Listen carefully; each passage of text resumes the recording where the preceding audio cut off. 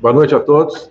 Estamos aqui para fazer uma primeira live que eu estou fazendo aqui da minha sala de trabalho no Itamaraty, para conversar hoje sobre o tema da repatriação de brasileiros de diferentes países do exterior durante a pandemia. Estou aqui com a Melina Maia e com o Adam Jaime para falar sobre todo o trabalho que o Itamaraty, centenas de pessoas do Itamaraty, fizeram em favor dessa repatriação de brasileiros. Queria começar antes dizendo o seguinte, que tem tudo a ver, evidentemente, com o tema da repatriação. Um dos nossos princípios é que nós não devemos, aqui no Itamaraty, os diplomatas brasileiros, em Brasília, no exterior, não devemos fazer apenas coisas que sejam importantes para outros diplomatas. Eu acho que é uma tradição, não só no Brasil, no mundo, uma tendência de que diplomatas fazem coisas que são importantes para outros diplomatas. Nós queremos fazer coisas que sejam importantes para o povo brasileiro, para a população. É para isso que nós estamos aqui, esse é o nosso dever, essa é a nossa vocação. E o tema da repatriação é muito claramente um exemplo disso, né? Trabalhar com as pessoas, com os brasileiros, para ajudar pessoas que estão enfrentando dificuldades para retornar ao Brasil, para que possam retornar à pátria.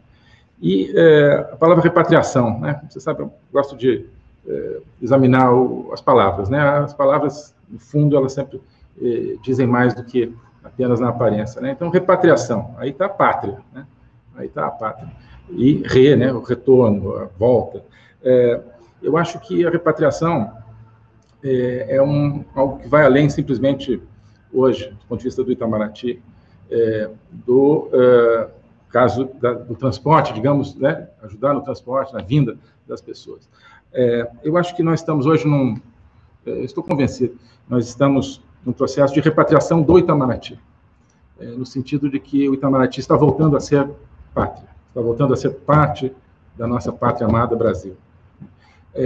Deveria ser óbvio, mas não é. Acho que durante muito tempo o Itamaraty se afastou da pátria, se afastou da ideia de pátria, se afastou do povo brasileiro, e se aproximou dos organismos internacionais, sem nenhum problema com os organismos internacionais, mas acho que nós nos esquecemos que nós somos pátria, que nós somos parte dessa pátria e que nós temos um dever permanente de trabalhar por essa pátria. Acho que durante muito tempo tivemos, não uma pessoa ou outra, mas uma certa mentalidade que se foi arraigando de um Itamaraty distante do povo brasileiro, um Itamaraty envergonhado, às vezes, da nossa essência, né? Muito preocupado em como é que a gente é visto lá fora e menos preocupado em trabalhar com o nosso povo a partir dos valores do nosso povo, né? Pátria é uma palavra que a gente não escuta muito nos corredores da diplomacia, não escutava, agora, pelo menos no Brasil, é uma palavra que está se escutando, porque é uma palavra muito profunda, é uma palavra com muito significado, né? A pátria é a nossa razão de ser, então acho que é por isso que nós estamos aqui. Lembrando, né, evidentemente, o lema do nosso patrono, Barão do Rio Branco, né? Em todos os lugares lembrar-se da pátria. Tem outras traduções, né? Ubique Patria Memor. Mas é isso, em todos os lugares lembrar-se da pátria, né? Já estava aí, está na nossa essência do grande patrono da nossa diplomacia. E até como eu mencionei ontem na reunião do Conselho de Governo, acho que nós temos hoje, com esse trabalho da repatriação, a oportunidade de complementar esse lema do Barão, dizendo em todos os lugares lembrar-se dos brasileiros que estão em todos os lugares do mundo precisando voltar. Então, repatriação, agora falando, né, especificamente, mas acho que o universo simbólico e o universo concreto estão sempre lado a lado. Mas, do ponto de vista concreto, nós temos já tivemos a oportunidade de ajudar a repatriação de 34 mil brasileiros, 241 nas últimas 24 horas. Isso dá uma dimensão desse trabalho que nós estamos realizando já há alguns meses aqui no Itamaraty, e, claro, sempre em coordenação com outros órgãos, em muitos casos com coordenação com o Ministério do Turismo e com a Embratur, em outros casos com a FAB, mas com um peso, uma centralidade muito grande aqui no Itamaraty. Bom, eu queria começar um pouco um breve histórico de como tem sido esse trabalho. Queria pedir para a Melina nos falar, que às vezes começou lá em fevereiro, né, com aqueles brasileiros que nós ajudamos a trazer da província de Hubei, na China, e depois todo o desdobramento. Então, Melina. Sim, tudo começou de uma forma muito repentina aqui no Itamaraty. A gente teve essa demanda dos brasileiros que estavam em Wuhan, quando a cidade foi fechada, né, por causa do aumento do número de pessoas infectadas por coronavírus. Houve uma mobilização muito grande por esses 2 aviões da FAB, os aviões do presidente, que foram a Wuhan para pegar os brasileiros que precisavam voltar. Nesse momento, os diplomatas já foram muito integrados no processo, e já teve 3 colegas que foram dirigindo até Wuhan, na neve, várias horas à noite, para poder conseguir entrar e fazer todos os trâmites necessários com o governo chinês para que o voo acontecesse. Correu tudo bem, a quarentena em Anápolis, os colegas também ficaram lá junto com os brasileiros, tudo certo, ninguém saiu tudo bem, não teve pessoas infectadas. Depois tivemos o Irã, que o aumento do número de casos no país, isso foi no começo de março, aumentou de forma muito repentina. Nós tínhamos um grupo de turistas lá, com uma situação muito específica, que eram turistas idosos, e que precisavam voltar, que faziam parte do grupo de risco. Então, a gente teve várias embaixadas mobilizadas para que eles pudessem ser encaixados nos voos comerciais ainda existentes naquele momento e que pudessem chegar no Brasil. Teve gente que fez escala em Moscou, a gente teve que mobilizar a embaixada em Moscou, gente na Tailândia, gente na Suíça, e todos chegaram bem. Até que de uma hora para outra, quando foi declarada a pandemia, mais ou menos 11 de março, né?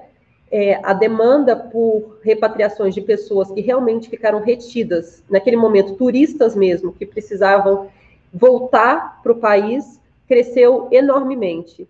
E aí foi quando foi criado esse grupo consular de crise. De uma hora para outra, a gente tinha em uma semana 15 mil, 20 mil chamadas nos celulares que foram colocados à disposição. O número de pessoas foi cada vez... A demanda por número de pessoas para trabalhar aqui com esse processo de repatriação aumentou cada vez mais, e o processo todo foi sendo montado. No primeiro momento, a ideia era realmente acomodar as pessoas nos voos comerciais ainda existentes, porque apesar de todos os países terem fechado ao mesmo tempo, algumas linhas ainda eram possíveis ser utilizadas. Mas aí chegou um momento que isso não era mais possível, e foi pedido esses recursos extraordinários para o Ministério da Economia, que nos atendeu juntamente com a Casa Civil, e que foi possível fazer uma operação até hoje inédita no Itamaraty, porque nunca houve casos de fretamento de voos, e agora a gente já está com 31 voos fretados, e mais ou menos entre 7.500 e 8.000 pessoas voltaram nesses voos contratados pelo Itamaraty, com auxílio das embaixadas, consulados, toda a rede de postos no exterior. Excelente, excelente. Não, esse caráter sem precedente dessa operação é algo que a gente precisa destacar. Não tinha, assim, um roteiro, né? Uma coisa que nós fomos fazendo à medida da necessidade, criando o próprio trabalho, assim como a pandemia que nós estamos vivendo é algo sem precedentes, né? Então, nós formamos em março, né, o Grupo Consular de Crise para centralizar e atender essas demandas por repatriação. Eu queria pedir para o Adam para falar um pouco como é a dinâmica desse grupo, como tem sido desde o começo essa dinâmica. Obrigado, ministro. O grupo se formou, basicamente, logo depois da pandemia declarada. Foram formados grupos de trabalho por região. Eu próprio coordeno ainda a América do Sul, e fomos angariando colegas para formar esses grupos aqui na Secretaria de Estado, ou seja, são mais de 60 colegas aqui, diplomatas aqui no Itamaraty, trabalhando nesses grupos.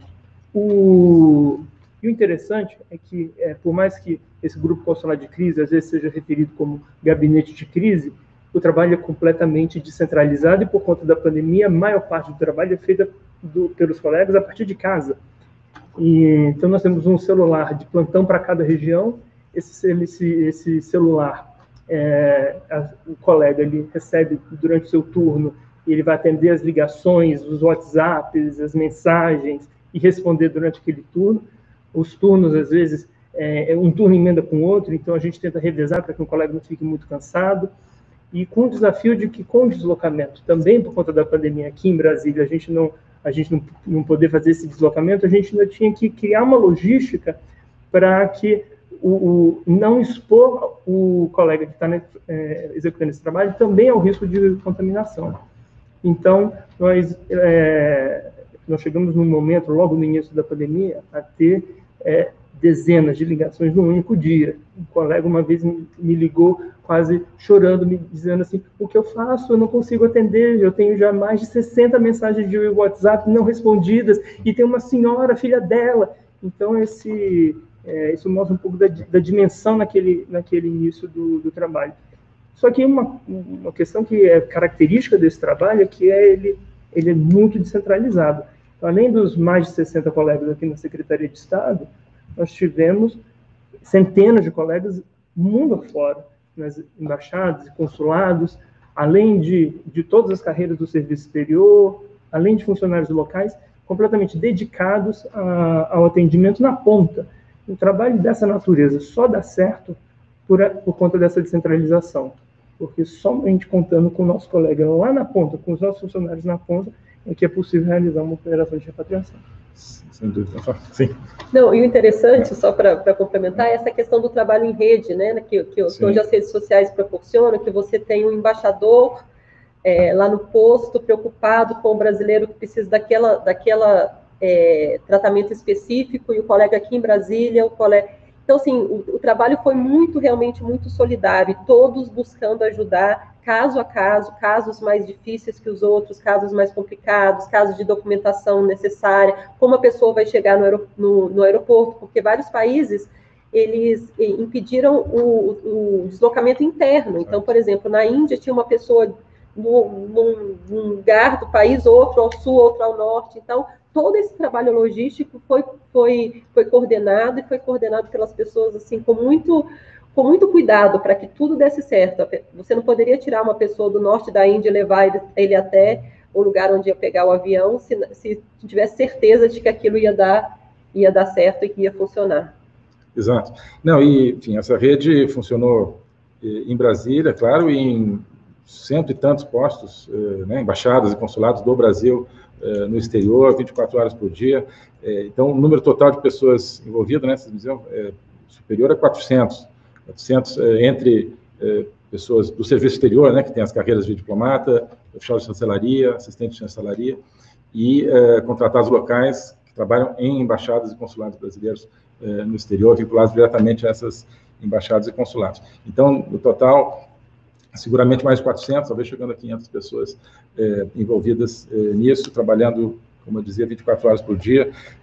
Cada país um desafio diferente, cada situação um desafio, cada pessoa, na verdade, uma situação diferente, famílias, pessoas, às vezes ilhadas, muito distante de qualquer lugar que pudesse ter um voo, que uma coisa é a gente conseguir, como estamos conseguindo já, fizemos 31 voos fretados, outra coisa é reunir as pessoas brasileiras que estão, muitas vezes, a milhares de quilômetros de onde pode ser feito o voo para chegar até lá. Muitos países com restrições, inclusive, de deslocamento interno, de barreiras que exigem uma negociação. Eu mesmo, enfim, participei, eu considero parte desses 400 e tantos, ligações para chanceleres de outros países, sobretudo chanceleres de países vizinhos aqui, para facilitar esse translado de brasileiros, sempre com essa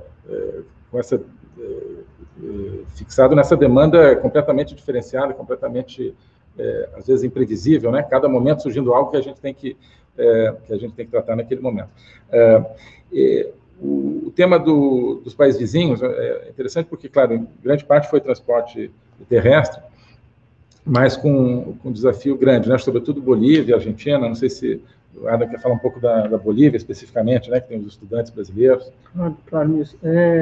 Bolívia é um caso bastante interessante porque nós temos o perfil do brasileiro ali é diferente. Não era o turista que a Melina falava, que foi pego de surpresa.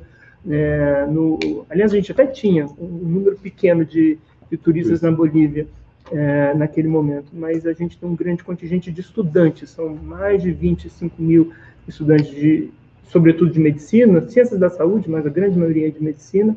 Então, são estudantes que, de repente, tiveram o seu semestre suspenso, as aulas suspensas, com uma grande indefinição, o dólar subindo naquele momento, para as famílias com dificuldade de mantê-los ali.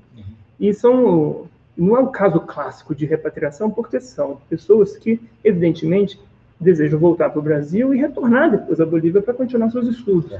Então, nós conseguimos estabelecer uma estratégia de repatriação por terra, mobilizando todos os nossos postos na Bolívia, sobretudo a embaixada em La Paz, os nossos consulados gerais em Cochabamba e Santa Cruz de la Serra, e o nosso consulado em fronteira lá em Porto Quirraro, para autorizar comboios que pudessem chegar até a fronteira. E não é uma operação simples, porque você não pode simplesmente encher uma série de ônibus e levar para a fronteira. Você precisa coordenar do lado de cá também. Você não tem uma coordenação com a Prefeitura de Corumbá, com o governo do estado do Mato Grosso do Sul, com a Polícia Federal, com a Polícia Rodoviária Federal, porque os alunos tampouco ficarão depois em Corumbá, seguirão para os seus destinos de origem. É uma operação extremamente complexa, num país, no caso da Bolívia, em que todos os deslocamentos internos estavam suspensos. Então, precisa de uma autorização especial da capital. Então, a nossa embaixada foi fundamental para viabilizar, junto com os consulados, essas autorizações para os ônibus, com as listas para poder sair, informar o nosso posto na fronteira para as autoridades locais, a Anvisa. Então, realmente foi algo bastante complexo. E o mais interessante é que, desde que a gente desenhou essa mega operação, praticamente todos os dias nós temos um ônibus de brasileiros que vão até a fronteira. Não, isso chama atenção para essa realidade dos estados, né? E diferentes estados brasileiros, muitas vezes, têm pessoas desses estados que estão concentradas em outros países, e isso levou a que nós temos recebido uma colaboração e tivemos uma coordenação muito boa com muitos parlamentares, senadores, deputados, que me ligavam para o grupo de crise, muitas vezes, algo importantíssimo para chamar a atenção sempre de casos específicos de brasileiros que nós precisávamos atender, às vezes era a maneira mais rápida de chegar o pedido, acompanhando, ajudando muitas vezes nas negociações. Então, nesse caso, essa coordenação entre nós aqui, Itamaraty, tanto executivo como legislativo, foi extraordinária e continua, né? Continuamos sempre recebendo essas indicações parlamentares, que, olha, tem brasileiro do meu estado que está em tal lugar, a gente vai verificar se já está atendido, se não está, sempre colocando as pessoas na lista de todo mundo que virá para o Brasil. Isso foi sempre, desde o começo, um grande desafio, né, da gente saber onde estão os brasileiros que precisam da repatriação. Isso é fundamental. A pessoa precisa saber, mas ter um mapa, ter as pessoas no mapa para que possamos depois dar as orientações e organizar os transportes terrestres, aéreos, etc. Então, e nisso a gente se valeu muito, evidentemente, das redes, né, das redes sociais. A Melina poderia falar um pouco disso, né, como foi, no fundo, central para o nosso trabalho a utilização das redes, né? Não, com certeza. A forma como as demandas chegavam era muito importante, porque as pessoas tinham que conseguir chegar aos consulados e às embaixadas numa situação muito difícil. Então, a forma como as redes foram utilizadas proporcionou muito passar essa mensagem, que era preciso entrar em contato com a embaixada e com o consulado para que a sua necessidade fosse atendida. A gente não tinha como saber que a pessoa estava presa lá no interior do Peru, se a pessoa não entrasse em contato com a embaixada e com o consulado. Por isso que a gente tentou muito divulgar esses números do grupo, dos plantões, e, na medida do possível, atender todas as ligações. Uma coisa interessante, se o senhor me permite, ministro, que deixou o grupo bastante, para a gente era bastante apreensivo, era a questão dos casos dos cruzeiros. Sim. Que, embora tivesse uma grande disposição da parte aqui do Ministério das Relações Exteriores para ajudar, muitas vezes era realmente muito difícil ajudar, porque esses cruzeiros estavam em alto mar, eles tiveram que mudar suas rotas, porque os países fecharam seus portos, não deixavam as pessoas desembarcar, então nós tínhamos grupos enormes de pessoas que não tinham destino, que estavam ali esperando para que dos países da rota permitisse que eles desembarcassem, muitas vezes com medidas restritas de quarentena, que eles ficavam 15 dias dentro do navio para depois serem testados para ver se poderiam sair ou não. Muitos países exigiram que só esses passageiros de cruzeiro só podiam retornar realmente com voos fretados, e para isso era necessário reunir um número mínimo de pessoas para que pudessem retornar. Não tem como fazer um voo, não é economicamente possível fazer um voo fretado com 15 pessoas. Então, esses foram pessoas que realmente deixaram o grupo bem angustiado, mas porque a gente queria realmente tentar ajudar, mas não era muito possível. Hoje em dia, a gente ainda tem, a parte dos passageiros já está bastante resolvida, e a gente ainda tem alguns tripulantes que estão nessa situação, mas que, de pouco a pouco, com o auxílio das próprias empresas de cruzeiros, das embaixadas do consulado, a situação está se resolvendo. Ótimo. Não, isso também é duas coisas aqui interessantes. Primeiro, acho que teve um caso de um cruzeiro que estava aqui no sul do Chile, se não me engano, e que foi subindo, não tinha onde parar, chegou até San Diego, nos Estados Unidos. Né? E aí nós conseguimos trazer as pessoas né, de San Diego, inclusive pessoas de outros países aqui da América do Sul, e não só brasileiros, isso que eu mencionar também. Em muitos casos, nós ajudamos a transportar nacionais de outros países, que sempre ficaram muito gratos né, por essa colaboração. Também recebemos esse tipo de colaboração do Uruguai, por exemplo, que nos ajudou a transportar brasileiros. Essa solidariedade foi muito importante. Enfim, outros exemplos, com o Chile, por exemplo, nós fizemos um memorando, porque em um certo momento era muito difícil para chilenos vindos de outros lugares fazerem conexão no Brasil para retornar ao Chile, e brasileiros vindos de outros lugares, da Oceania, por exemplo, fazerem conexão no Chile para retornarem ao Brasil. Nós conseguimos fazer esse memorando, uma excelente colaboração. Então, outros países também, queria só mencionar esses dois como exemplos de coordenação que funcionou muito bem aqui na região Uruguai e Chile. E isso, quer dizer, dá uma dimensão, quer dizer, foi um momento único, né? Está sendo um momento único. As pessoas, de repente, estão no meio do mar, estão visitando Machu Picchu, estão visitando, né, Katmandu, né? Tem as pessoas na Índia, que foi toda uma dificuldade. Como é que chama a ilha lá no Equador? Nas Galápagos, né? Não sei, o Equador é um caso específico, né, de uma certa dificuldade, né? Foi um caso, o ministro, se me permite, que nos chamou bastante atenção, porque no início da crise sanitária, o Equador tinha a taxa de transmissão mais alta da região. Sim. Então o Equador logo fechou seu espaço aéreo, proibiu o transporte dentro do país, e nós tínhamos turistas, um grupo de turistas em Galápagos, e que não estava autorizado a voltar para o continente, que demandou muitas gestões da nossa embaixada, junto às companhias aéreas, ao governo equatoriano, a fim de viabilizar que eles pudessem voltar ao continente. Isso que a Melina falava, a dificuldade de você... Porque não adiantava falar que nós tínhamos 110 brasileiros no Equador, porque eles não estavam todos em Quito, no único hub, no único ponto para poder ser repatriado. Então, o primeiro desafio era reunir-os todos em Quito. Nesse caso, inclusive, nós tínhamos 9 para-atletas, mais o seu treinador, que estavam em Cuenca. Então, a gente precisou de autorização para deslocá-los até Quito, e de Quito... Cuenca é o que? Uns 300 quilômetros? Mais ou menos. E não é uma operação simples mantê-los depois em Quito. E foi apoiado por Itamaraty. Nós autorizamos recursos para mantê-los numa hospedagem até o voo de repatriação ser viabilizado. Ótimo. E foi sempre muito bacana, né? Muitas pessoas que gravaram vídeos no momento do embarque, no momento de pegar o ônibus, pegar o avião, né? Bandeira do Brasil, né?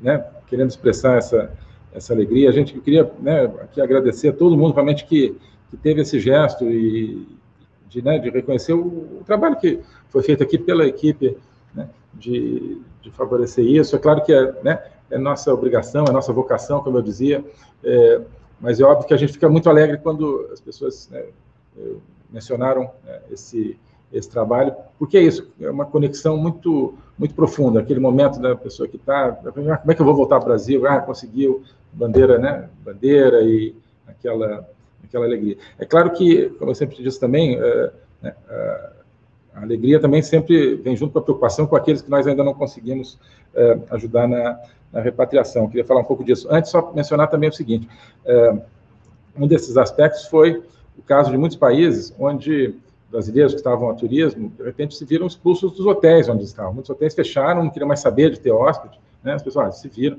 né? E as pessoas ficaram ali na rua, em aeroportos, tentando, né, dormindo em dificuldade, e através das nossas embaixadas, novamente, consulados, nós pudemos prover assistência mínima ali para as pessoas terem como ficar, aguardando o seu voo. Isso também faz parte dessa nossa assistência no trabalho de repatriação. Me permite um comentário? Claro, porque o Ministério da Mulher foi um parceiro fundamental. Sim. Isso, ministra Damares, obrigado, ministra. Porque graças a essa rede do Ministério, nós pudemos oferecer abrigo, sobretudo, para aquelas pessoas com dificuldades, com situação de desvalimento. Em Portugal foi super importante, né? Em diversos países na Europa, bastante. E, nesse momento, conta muito a rede de conexões dos nossos colegas, dos embaixadores e cônsules gerais, dos cônsules honorários, que por essa rede de contatos é possível identificar aquela igreja que pode abrigar um brasileiro. Então, assim, isso realmente foi bastante fundamental, porque a política de repatriação ela não é apenas, como o senhor disse no início, o transporte. Ela começa também no acolhimento. Lógico. Então, é um aspecto que eu gostaria de destacar. Algumas pessoas que ficaram sem dinheiro de uma hora para outra, mas o voo de repatriação só podia ser daqui a 10 dias. Então, os consulados puderam dar esse tipo de apoio também, pequenos auxílios, negociar com o albergue, para que o albergue receba as pessoas, mesmo que não naquele momento fosse mais difícil, por causa das restrições de movimentação dentro do país, ou as restrições impostas pelo governo. Uma coisa que era complicado também, e que para a gente era muito difícil ver e não poder atender as pessoas, é a questão dos consulados nem sempre estavam abertos, mas não é porque a gente não queria que eles estivessem abertos, né, ministro? Tá. Era mais porque não podia estar aberto ali naquele momento. Locais, pelas né? regras locais, pelas regras sanitárias locais. Então, as pessoas tinham que ter realmente paciência para esperar poder ser atendido por telefone, por e-mail, porque, embora no momento de aflição seja interessante ter a interação com a pessoa, muitos embaixadores foram lá, os cônsules tentaram explicar isso, mas não dava para abrir o atendimento ao público totalmente nesse momento, por restrições locais. Exato. E isso que o Adamir mencionou, do grande apoio que nós tivemos do Ministério da Mulher, Família e Direitos Humanos, né, ministra Damares, e eu tinha mencionado antes a Fábio, portanto, claro, também o Ministério da Defesa, Casa Civil, evidentemente, Ministério do Turismo, ANAC. Né. Isso mostra que é um governo que trabalha em conjunto, que trabalha de maneira coordenada, né, o gabinete de crise para o enfrentamento da pandemia funcionando 24 horas por dia, com representação de todos os ministérios. Isso, né, funcionou e continua funcionando de uma maneira permanente, de uma maneira que permitiu a gente, né, concretizar isso, que é algo que existe desde o começo, esse espírito de equipe que o presidente Jair Bolsonaro trouxe para o governo, esse espírito, né, de que somos todos um time e de trabalhar em conjunto. Isso é muito importante. Sim, lógico. Porque eu contava o caso da Bolívia, e essa coordenação dos dois lados da fronteira só foi possível porque nós tínhamos no Planalto também um grupo coordenado, com todas as instituições presentes. Então, quando chegou o momento em que nós vamos receber 16 ônibus, um comboio de 16 ônibus, precisamos coordenar com a Anvisa, com a Polícia Federal e o Exército. Então, isso foi possível graças a essa equipe coordenada no Planalto. Exato. E, bem, então temos a questão, claro, que é o que nós estamos trabalhando dia a dia, os brasileiros que ainda não puderam retornar, que pediram nossa ajuda. Existem ainda números altos, por exemplo, na Argentina, mais de 1.200, no Canadá, mais de 700, Austrália, mais de 600, na Índia, cerca de 100, mas também em vários países africanos, 2 brasileiros em vários países. Né? No caso da África, nós estamos vendo como fazer para tentar organizar a partir de um determinado ponto, mas trabalhando com todos esses casos. Né? Nós temos recebido, né, muita procura, muita demanda, sobretudo pessoas que estão no Canadá, no México também, né, aparecido na imprensa. Queria garantir que tudo está sendo feito para que a gente possa atender todos esses casos. Não sei se vocês querem falar um pouco desses 2 casos específicos, como está no Canadá e no México. Nesse caso, a gente está tentando ainda entender a demanda, né, porque a contratação de um voo não é uma tarefa simples, não é só a questão de querer fazer o voo de repatriação, a gente tem uma limitação do trabalho das companhias aéreas, nem todas estão podendo operar. Então, no caso do México, hoje a gente está fazendo um levantamento para ver exatamente como pode atender a demanda, e a mesma coisa no caso do Canadá, que a gente tem uma situação, de certa forma, parecida também com a da Bolívia, tem muitos estudantes também que estão presos lá agora por causa da pandemia, com o fim de semestres escolares e coisas desse tipo. Então, tudo está sendo analisado e o trabalho realmente para tentar resolver com a maior brevidade possível. Ótimo. E a gente vê que também que os países também começam devagarzinho a abrir, então o que facilita bastante à medida que a gente pode permitir que os voos comerciais, as rotas comerciais se restabeleçam e os brasileiros possam. A demanda muda, né? Porque, por exemplo, mesmo no caso do Canadá, até pouco tempo atrás os voos estavam ocorrendo. E aí, de uma hora para outra, também por uma questão de diminuição de demanda, os voos pararam de acontecer, o fechamento. Então, a cada momento, a cada semana, a gente tem uma situação em um país diferente que a gente precisa lidar e tentar encontrar uma solução. Exato, exato. Então, eu queria, sobretudo, destacar aqui, né, do nosso ponto de vista, a dedicação, né, e por isso que eu pedi para nossos dois colegas aqui, membros da carreira diplomática, como eu, colegas aqui no Itamaraty, assim como representando todo o serviço exterior, todas as pessoas que se mobilizaram nessa tarefa. Por isso que eu queria mostrar que o Itamaraty se desdobrou nisso, está se desdobrando nisso. Né? Novamente, é uma obrigação, é evidente, é uma vocação nossa, mas é algo que nós fazemos com um sentimento muito profundo de alegria, de poder trabalhar diretamente com os brasileiros, né? Concretizando esse ideal de abrir as portas, de abrir o nosso ministério para trabalhar com os brasileiros, né? Dentro do nosso...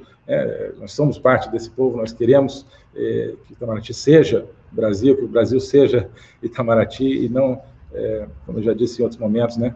Que Itamaraty seja uma espécie de representação dos organismos internacionais no Brasil. Isso é algo que concretiza esse nosso ideal. Queria perguntar, Adam, quer falar uma coisa, depois Melina? Gostaria, ministro. O senhor falava no início sobre a ideia de pátria, e desde que eu entrei na carreira, eu e Melina somos da mesma turma, temos aí fazer 14, quase 15 anos de carreira, e em poucos momentos eu senti tanto essa forte presença de um dever patriótico, porque o trabalho consular ele está muito ligado ao beneficiário da política pública, ao cidadão. Então, essa ideia de servidor público, eu nunca senti tão forte a ideia de servir ao público quanto nesse trabalho.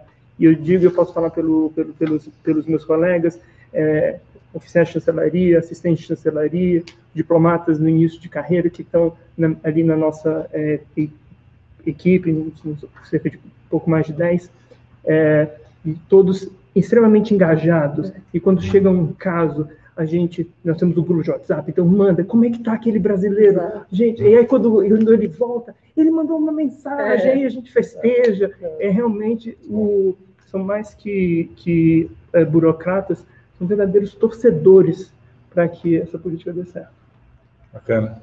Não, com certeza. Eu também compartilho esse sentimento aí do Adam, o sentimento de você ter várias pessoas em lugares no interior da Irlanda, no interior, na Itália, na Índia, com seu número de celular para poder pedir. Eu precisava dessa ajuda. Eu chegava muitas vezes a acordar assim, 3 horas da manhã, falando, meu Deus, como é que eu posso ajudar essa pessoa? Como é que eu vou amanhã de manhã tentar conseguir uma maneira muito difícil às vezes, porque apesar da nossa tentativa de ajudar, às vezes era impossível realmente naquele momento. Mas aí depois de ter o feedback, teve um caso de uma mãe, de uma brasileira em Portugal, que estava muito, muito aflita, que me escreveu muitas vezes, e depois mandou o vídeo da filha dela chegando, aquilo ali, assim, realmente, você vê o resultado, assim, do trabalho, foi muito, muito gratificante aqui para a gente, do grupo de crise consular.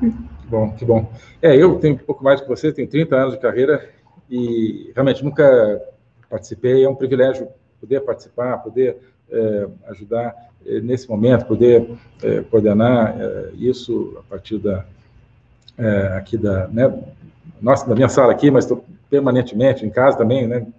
A gente está 24 horas por dia nisso, sempre com essas emergências, com essas urgências, e trabalhando com essa convicção de que estamos, né, juntos nessa tarefa com todo o povo brasileiro. Então é isso, queria agradecer a atenção de todos que nos assistiram aqui, agradecer a Melina, a Adam e todos os outros colegas de todas as carreiras do serviço exterior e contratados locais no exterior que trabalharam, né, na repatriação e que estão né, dando concretude a esse ideal da nossa casa aqui, do Itamaraty. Obrigado, boa noite a todos.